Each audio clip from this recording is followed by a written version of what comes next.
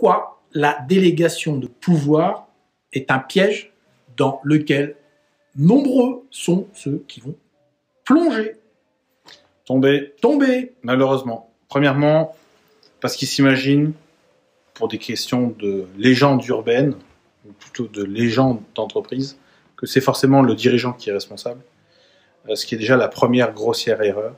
Il est peut-être, en tant qu'employeur, le responsable légal d'un point de vue code du travail, mais il ne l'est pas d'un point de vue responsabilité de l'employeur, parce qu'un chef d'équipe peut être le représentant de l'employeur, et donc c'est lui qui peut être le responsable. Donc je vous ferai pas un cours là à l'instant sur la notion de responsabilité. Ce que on voulait vous dire, c'est qu'au travers de la délégation de pouvoir, le fait que vous ayez un titre, donc une fonction et une paye, vous fait déjà de vous le responsable avec cette notion de délégation de pouvoir qui va derrière. Sinon, le dirigeant a embauché que des opérateurs et je pense qu'il a un petit souci de fonctionnement et du coup il vous paye trop cher pour ce que vous faites. Mais si vous avez un titre de responsable et de manager, je peux vous garantir que votre dirigeant attend de vous autre chose que de juste faire, c'est-à-dire porter des responsabilités qui incombent à votre fonction et à votre expertise.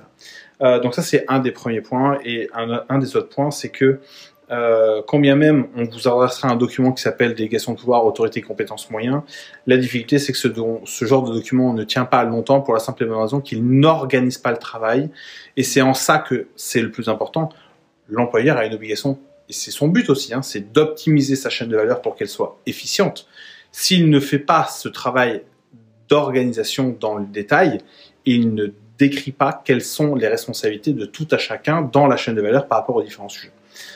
Donc si vous avez une délégation de pouvoir, posez-vous la question de finalement elle pose sur quoi, elle repose sur quoi. Si vous n'en avez pas, rappelez-vous, vous avez une fiche de paye avec un titre et un salaire qui a priori justifie les responsabilités dans le périmètre qui vous incombe.